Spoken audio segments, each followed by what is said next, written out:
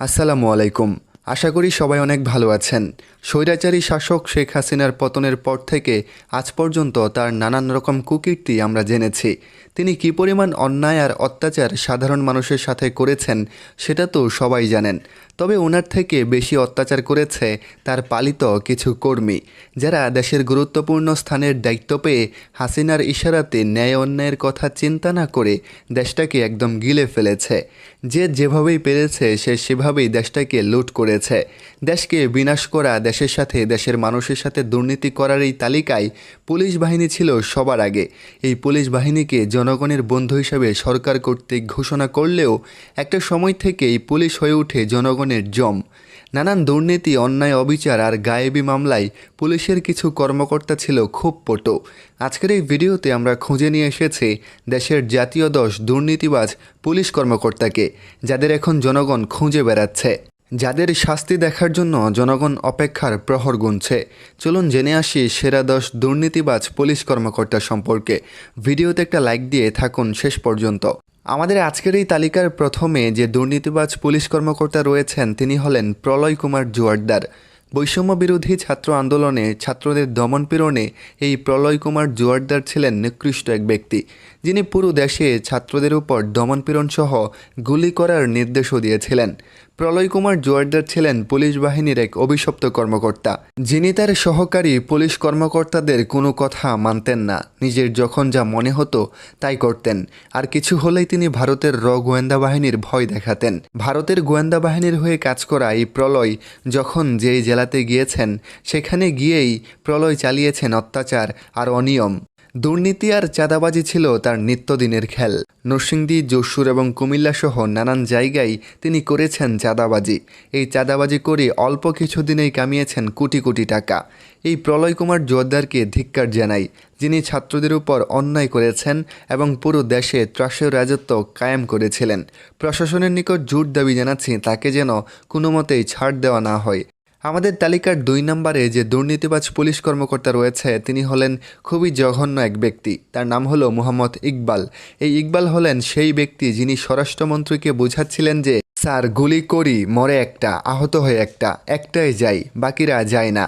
স্বরাষ্ট্রমন্ত্রীকে খুনের বর্ণনাকারী এই পুলিশের নাম হলো মোহাম্মদ ইকবাল হোসেন, যিনি বৈষম্য বিরোধী ছাত্র আন্দোলনে অসংখ্য ছাত্রদের উপর গুলি করেছেন, যিনি অসংখ্য ছাত্রদের আহত করেছেন। এই ভিডিওতে দেখা যাচ্ছে পুলিশ ইকবাল হোসেন কতটা আনন্দের সাথে কথাগুলো স্বরাষ্ট্রমন্ত্রীকে বলছেন। তার এই কথাগুলো শুনেই বোঝা যাচ্ছে তিনি কতটা নির্দয় ছিলেন ছাত্রদের উপর। স্বৈরাচারী শেখ হাসিনার লেলিয়ে দেওয়া কুত্তা ইকবাল এবং তার পাশে থাকা স্বরাষ্ট্রমন্ত্রী কতটা হিংস্র জানোয়ার ছিলেন তাই ভিডিও থেকে স্পষ্ট বোঝা যাচ্ছে।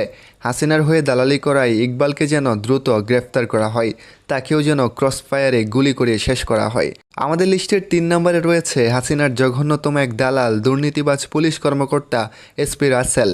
নারায়ণগঞ্জের এই দালাল ছিলেন সাধারণ জনগণের এক আতঙ্কের নাম, যিনি নারায়ণগঞ্জের অসংখ্য সাধারণ মানুষদের মামলার ভয় দেখিয়ে টাকা হাতিয়ে নিতেন। এছাড়া সেই এলাকায় চাঁদাবাজির সব টাকা হাতিয়ে নিতেন গোলাম মুস্তফা এই রাসেল। সাধারণ মানুষদের উপর মিথ্যা মামলা ছাড়াও এই রাসেল ছিল বিরোধী দলীয় নেতাকর্মীদের আরও এক বড় আতঙ্কের কারণ।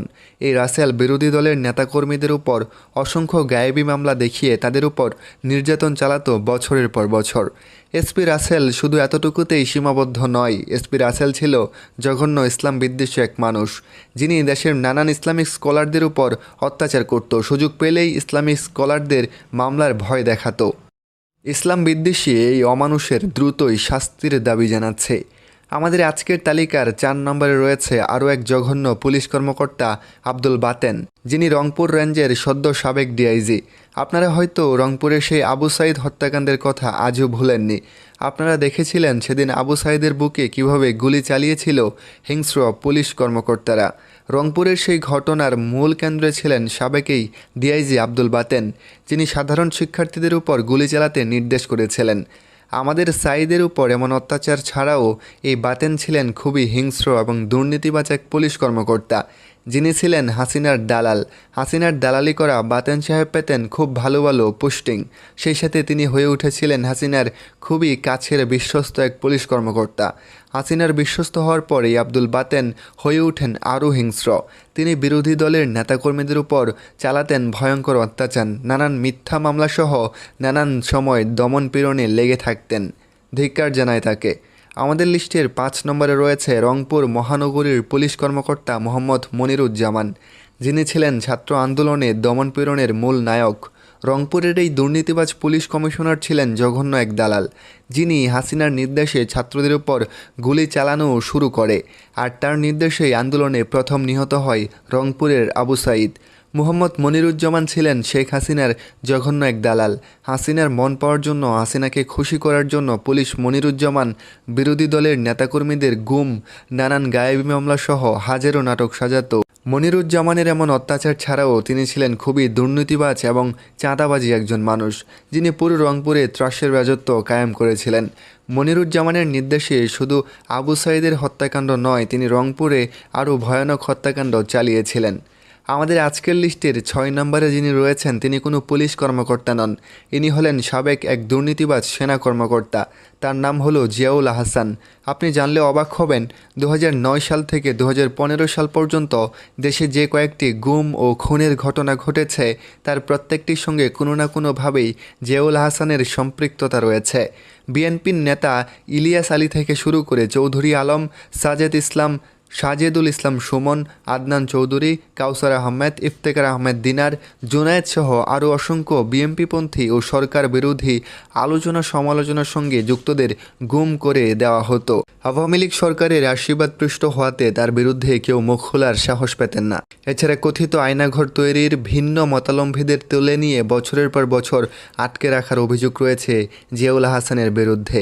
আমাদের লিস্টের 7 নম্বরে যে কুলাঙ্গার দুর্নীতিবাজ পুলিশ কর্মকর্তা রয়েছে, তার নাম হলো বিপ্লব কুমার সরকার। দুর্নীতিবাজ এই পুলিশ কর্মকর্তার ইতিহাস হয়তো সবার জানার কথা। তিনি ছিলেন শেখ হাসিনার পাঁচাটা এক দালাল। শেখ হাসিনাকে খুশি করে নিজের পদের উন্নতি করা এবং আয়েশি জীবনই ছিল বিপ্লব কুমার সরকারের অন্যতম প্রধান আকাঙ্ক্ষা। বিপ্লব কুমার শেখ হাসিনার কাছে গ্রহণযোগ্যতা পাওয়ার জন্য বিরোধী দলের নেতাকর্মীদের উপর চালাতো নানান দমনপীড়ন। এই বিপ্লব কুমার সরকার আওয়ামী লীগকে ক্ষমতায় রাখতে বিরোধী দলের নেতাকর্মীদের উপর চালিয়ে গেছেন নানান অন্যায় অত্যাচার। নির্বাচন এলেই বিপ্লব কুমার নানান রকম গায়েবী মামলা তৈরি করত বিরোধী দলের নেতাকর্মীদের উপর, আর এরপর তাদের হাজতে বন্দি করে রাখত বছরের পর বছর। শুধু বিরোধী দলের নেতাকর্মীদের সাথে এমনটা নয়, বৈষম্য বিরোধী ছাত্র আন্দোলনে এই বিপ্লব ছিলেন ছাত্রদের বিপক্ষে। ছাত্রদের দমনপীড়নে বিপ্লব মাঠে নেমেছিলেন, কিন্তু শেষ পর্যন্ত টিকে থাকতে পারেনি। যাই হোক, পাঁচাটা এই দালালের ভয়ঙ্কর শাস্তির দাবি জানাচ্ছে। প্রিয় দর্শক, শেষ করছি আমাদের আজকের আয়োজন। আজকের ভিডিওতে কোন কোন দুর্নীতিবাজ পুলিশ কর্মকর্তার নাম বাদ পড়লো তা আপনারা কমেন্টে জানাবেন। এদের ফাঁসি চাই, যারা এই নিরহ আলেমরে মারছে। আর পুলিশ 10টা পুলিশ যার দেওয়া আছে, এদের ব্যক্তির ফাঁসি চাই এবং সুষ্ঠু বিচার চাই, এই কামনা। যারা এসব নিরহ আলেমরে ধৈর্য ধরে মারছে, নানান কাজ সংযোগ ছিল, তাদের ফাঁসি চাই। অবিলম্বে ফাঁসি দাবি করলাম আমি একজন ছোটোখাটো আলেম হিসাবে।